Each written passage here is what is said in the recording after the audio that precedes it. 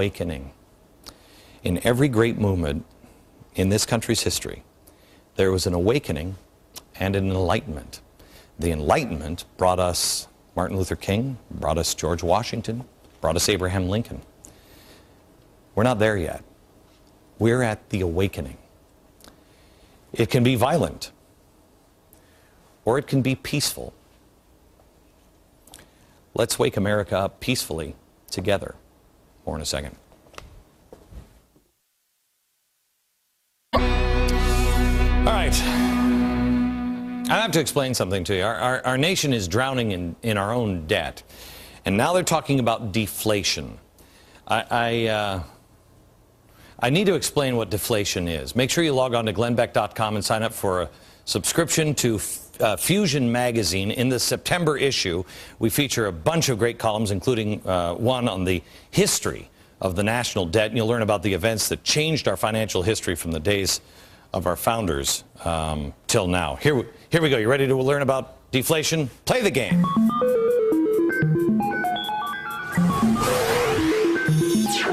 It really, this is stupid. This really is like, what is that? Press your luck? It's like that game. Press your luck. And that's exactly what we're having. Let me show you. Here we were saying that there was trouble. This is back September 29th, 2008, when we had this huge drop, and everybody panicked and said, oh boy, it's going to fall apart. And it was. It was going to fall apart. So what happened? Here is the line of the economy. This is what it normally is. Okay. And we had to keep everybody's job. You've got to keep it going up about here.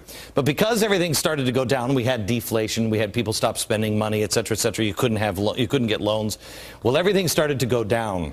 And so what did we do? We had the market slide. We had the TARP clearance about here. And we just started pouring money into this big pit here. Started pouring money into it. Then we had the auto bailouts because they said this would save jobs. Save jobs. By the way, it was 10.8% today. It's 14% in Detroit unemployment. So that didn't work. The stimulus passes on February 13th, 2009. Then we have cash for clunkers. That's kicking in. Then we have cash for caulkers. We just keep pouring money, your money, into this hole, trying to fill this all up with cash. Got it? Just trying to keep it up here so everybody keeps their job. That's the idea. Now, the secret is, this is where press your luck comes in. The secret is you press this in until things get better and people say, okay, I'm ready to reinvest, I've stabilized. Then the economy kicks in and people start to hire people again. That's where the engine starts, right about here. Okay? Now the Fed, what the Fed has to do is, at this time, press your luck. You have to time it just right to suck all this money back in. Otherwise, the line is no longer here. All this money just starts raising up here, and you have what's called inflation. You understand? Unfortunately, we're entering a new phase. We're down here, but now everybody is saying we're going to have deflation. That's what they said we were going to have here. Don't worry about inflation. The Fed is worried about deflation. We did, remember? Your home price went down. Is your stuff worth the same as it was back here? No. But now they're saying deflation is coming. That means we're headed down here. We can't kickstart it's not working. So now it's coming down here, which means we now have to push more money to fill this. Otherwise, we fall off a cliff. So now, the farther down it goes, the more money. Here's the problem. The money supply, we already now have $8.6 trillion in our money. Our U.S. debt has gone from $9 trillion to $13 trillion already, and we are here. We're about to rack up a whole bunch more new debt. And if, God forbid, it ever kicks in, you can't suck this money back far enough. All this money, you can't get it back. You can't get it back fast enough, which leads to something called hyperinflation. Do me a favor. Will you just look into the Weimar Republic? The Weimar Republic, spelled with a W. I ain't good at spelling, but I got that one. The Weimar Republic. Look it up. See if you notice any similarities of the Weimar Republic and how they dealt with it. You know, pushing drugs. Look at the Weimar Cabaret. Look at the things that were going on. Look at the way people escaped. Look what it led to with their money supply. I hope to God this doesn't happen. But we're here now, and they're talking about coming deflation. Look out. This isn't just a term that people are throwing around saying, oh, deflation, that doesn't affect you. This does. Now, next, the media controlling the message. No. Yes. We'll show you how next. You know, we had something else planned, and Harry, our camera operator, came up to me as I was, hi Harry. Harry came up to me as I was getting ready to do the next break, and he asked a really good question, and I said, you know what, let's save the next break for tomorrow, because this is important. Deflation is coming. And when was the first time we said that on this program? Do you know, Tiffany? Long time ago. Everybody was talking about deflation is coming.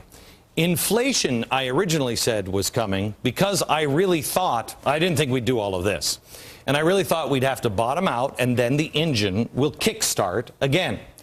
And when that happens, to be able to hit, it's like popping the clutch on a car. You start rolling it down the hill, and once it gets enough speed, you pop the clutch, and it starts again, and it takes off.